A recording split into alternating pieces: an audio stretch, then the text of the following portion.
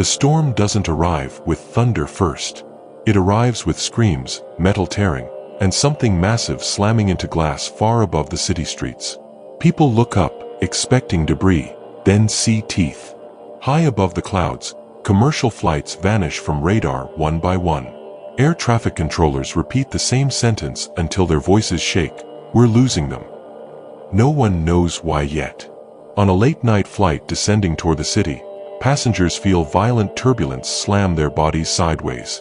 A man peers through the window and freezes, breath trapped in his chest. The shadow moves against the wind, twisting unnaturally.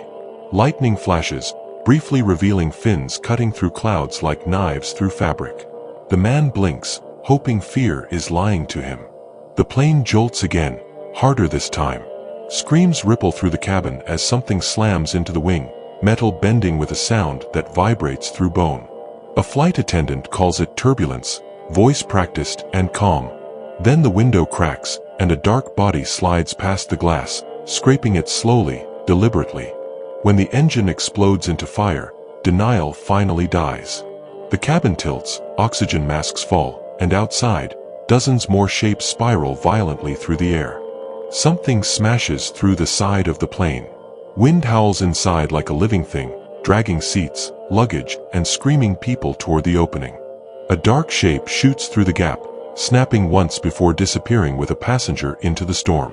Blood and rain scatter the aisle. Silence follows for half a second. The cockpit goes dark. The pilot is gone. The plane begins to fall, nose dipping sharply as alarms scream without mercy. He grips the controls with no training and no time. Below, city lights blur through rain while monstrous shapes tumble alongside the aircraft. Against logic, against physics, the plane scrapes onto the runway in a screaming metal slide. Fire erupts, but the cabin holds, barely. Emergency crews rush in, only to look up in confusion. Something massive crashes through a fire truck beside them, crushing steel like cardboard. News cameras capture the impossible. The footage goes live before anyone can stop it. Shapes falling from the clouds, biting, thrashing, killing. Social media explodes with jokes, denial, and panic all at once. The city laughs for 5 minutes. Then the rain reaches downtown. The first one hits the street like a wrecking ball. Asphalt cracks. A car flips. Screaming finally sounds real. Wind tunnels between buildings, pulling more from the sky. The storm isn't passing through, it's circling, feeding on the city below. Sirens fail. Power grids collapse. Darkness spreads block by block while the rain grows heavier, thicker, almost alive. Near the river, the water churns violently. Shapes rise just beneath the surface, circling, waiting, driven by something above. A ferry horn blares too late. The water erupts, and the deck becomes a slaughterhouse in seconds as passengers scatter with nowhere to run. The storm stretches inward, dragging destruction toward the heart of the city. Downtown skyscrapers vanish into rotating clouds. Emergency broadcasts fail mid-sentence. Whatever this is, it's bigger than weather, bigger than planning, bigger than belief. People flood subway entrances, desperate for shelter. Underground feels safer than the sky, until the water follows them down. The tunnel shakes. Water surges. Something large slams against the walls from the inside. Metal bends. Concrete cracks. The storm has learned where people hide. Above ground, the clouds tighten into towering funnels. The city skyline twists under rotating shadows. Each funnel spits destruction downward, flinging bodies and beasts alike. Gravity has surrendered. The man realizes this isn't random. The storm is gathering, pulling inward, growing stronger with every minute. If the funnels merge, the city won't just fall, it will be erased. They move toward the tallest structures, drawn by height, energy, and heat. The city's pride becomes its target.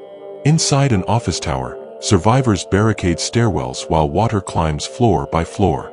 The building groans like it's alive. From above, something crashes through the roof, tearing steel open and flooding the upper floors in seconds. Screams echo through stairwells. Fire alarms wail uselessly. Survival becomes vertical, up or down, no safe middle. The man looks up toward the roof, eyes narrowing. If the storm is feeding upward, then the fight has to go there. Outside, lightning strikes again and again, illuminating the nightmare raining down on the city in brutal flashes. The storm roars louder, almost triumphant. It has learned fear, learned crowds, learned where humans run. The three survivors lock eyes amid the chaos. No plan, no backup, just instinct and a shared understanding. If they do nothing, the storm will swallow everything. If they try, they might die faster, but at least fighting means choice. Above them, the funnels begin drifting closer together, spinning faster, darker, hungrier. The city has minutes left, and the sky is still falling. Wind slams the building sideways, snapping streetlights like twigs. The lobby windows explode inward, forcing everyone to scatter as rain and debris flood the floor in seconds. The security officer shouts directions, voice raw but steady. Up is death. Down is worse. We move now. No one argues anymore. They push into the stairwell as water surges after them. Something splashes below, heavy and fast, slamming against metal steps. From above, a deafening crash shakes the tower. Concrete dust rains down, followed by a wet, guttural impact that echoes through every floor. The storm is tearing the roof apart. If it breaks through completely, the building will become a funnel itself. They reach a maintenance floor stacked with equipment and tanks. The man's eyes lock onto thick pipes frosted with warning labels. Cold storage systems. Pressure lines. Enough volatile material to either save the city or level the block. The officer hesitates only a second before nodding. If lightning wants height, he says, we give it something worth hitting. Outside, one funnel slams into a neighboring tower, ripping windows out by the dozens. Screams vanish instantly into the wind. They split tasks without discussion. One handles power. One manages pressure. One keeps watch for anything that falls inside. Something slams through the upper wall behind them, sliding across the floor in a spray of water and glass. It thrashes once, violently. The woman grabs a metal rod and strikes again and again until the movement stops. She doesn't look at it afterward. The storm answers with a howl, as if angered by resistance. Wind spikes suddenly, rattling every bolt in the room. Lightning slams the tower, power surging through exposed cables. Sparks dance dangerously close to leaking valves. Now or never, the man shouts. He reroutes the line upward, hands shaking but precise. The woman climbs a ladder toward the exposed roof access, wind clawing at her coat, rain blinding her vision. Above her, the sky spins like a living mouth. Debris, water, and bodies orbit the core of the storm. Down below, the officer fires a flare upward through the broken roof, a bright red wound in the storm's darkness. Lightning answers immediately, slamming toward the tower again and again, drawn by height and heat. Pressure spikes. Gauges scream red. Frost creeps across the pipes like spreading veins. The woman locks the final connector in place, teeth clenched against the wind's roar. Below, something crashes through the stairwell door, water exploding outward as jaws snap blindly in the dark. The officer unloads his last rounds to buy seconds. Metal screams as the creature thrashes, refusing to die quietly. "Pull it!" he shouts upward. Water climbs to his waist, dragging at his legs. The man throws the final switch. For half a heartbeat, nothing happens. Then the building detonates with cold. Ice explodes outward in a blinding white shockwave. The nearest funnel stiffens, its spinning core crystallizing mid-air, motion grinding to a halt. The second funnel slams into it, shattering both into a storm of ice and debris raining downward. The tower begins to fail. Structural beams snap, floors sag, and gravity comes rushing back. They sprint for the emergency stairs as fire ignites behind the ice, steam filling the air. Below them, water still churns violently. Above them, flames spread. The trap closes fast. The man kicks open an exterior door, revealing the fire escape swaying wildly in the storm. They step out just as the floor behind them collapses inward with a thunderous roar. Wind tears at them, trying to peel them off the metal like scraps of paper. Above, the last fragments of frozen storm crumble and fall, impaling streets below. The sky finally begins to empty. Fewer shapes fall now, scattered and wild. But the damage is done. Streets flood. Fires burn. Sirens return, distant and weak. The officer staggers, wounded but standing.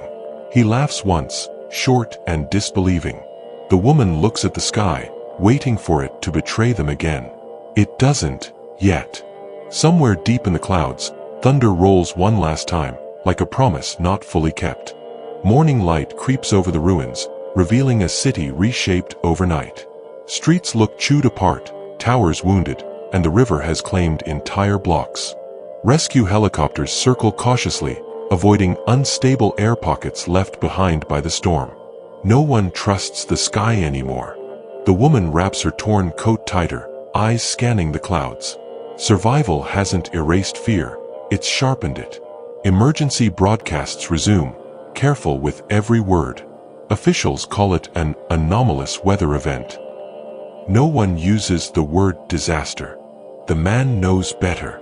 He saw intent in the storm, a pattern too deliberate to ignore. A siren blares briefly, then stops. Radios crackle with confused voices, then fall silent again. Clouds begin rotating once more, slowly this time, as if testing whether anyone is watching. The officer's hand tightens on his gear.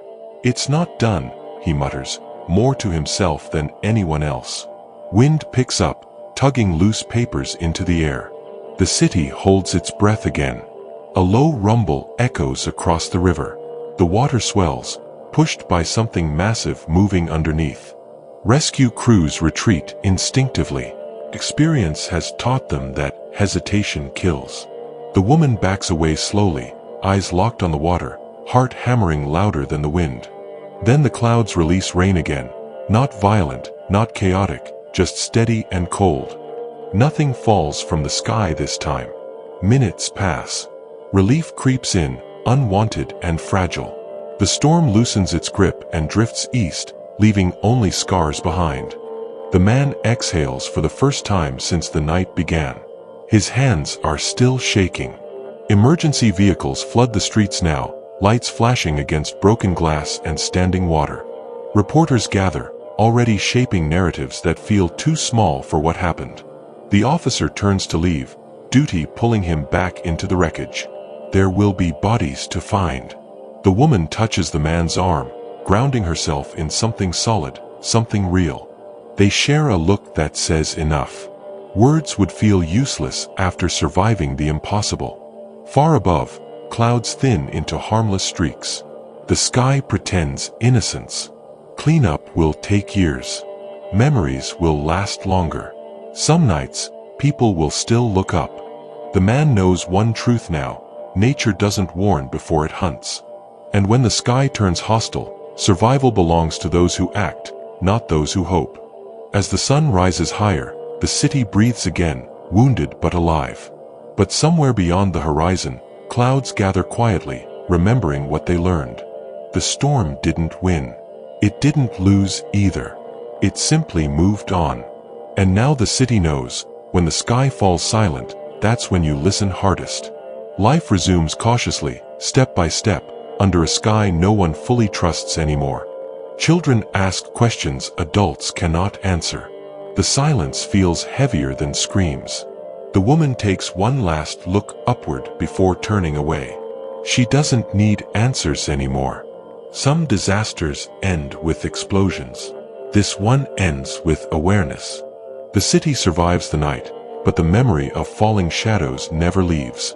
Because once you've seen the sky hunt, you never forget how small you are. And you never stop watching the clouds. The storm becomes a story, then a warning, then a whisper passed along quietly. But the sky remembers everything it touches. And one day, it may come hunting again. Weeks later, the city wears scaffolding like bandages. Life returns, but every shadow feels heavier than before. Construction crews rebuild higher, stronger, pretending height no longer attracts danger. Weather apps are checked obsessively now. Forecasts feel personal, almost threatening. The man avoids flying. The sky above an airplane window feels too close, too hungry. The officer returns to night shifts. Darkness makes sense now.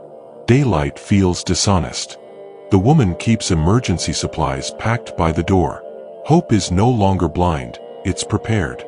News channels quietly retire the footage. Some images are deemed too unsettling for replay.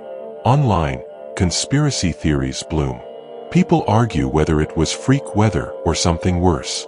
None of them were there. None of them heard the storm scream back. Out at sea, satellites detect unusual pressure systems forming far from shipping lanes. Scientists hesitate before speaking publicly. Words feel dangerous now. The sky above the city stays clear, almost cooperative, like a predator lying still. On a quiet evening, wind stirs suddenly without warning. The man stops walking. Nothing happens. The wind passes. Still, his pulse takes minutes to slow. Survival rewires people. Calm becomes something you earn, not expect. The woman looks up one last time before going inside. The clouds drift harmlessly. Far beyond the city, storms collide over empty ocean, unseen and unreported. Nature doesn't announce intentions. It experiments, observes, remembers. The city believes it survived the worst. History suggests otherwise. Because disasters don't repeat, they evolve. And next time, the sky may not aim for one city alone. People laugh again. Restaurants fill. Music plays. Fear hides quietly beneath routine. The man joins the crowd, blending in, but his eyes never stop scanning upward. Somewhere, thunder rolls faintly over open water, unheard by anyone who matters. The lesson remains written in broken concrete and repaired steel. When the sky changes behavior, humanity must change faster. Because survival isn't luck. It's attention. And the sky is always watching back. The storm becomes a memory, then a warning, then a pattern waiting to repeat. Because the night the sky turned hungry was not an ending, just the first test.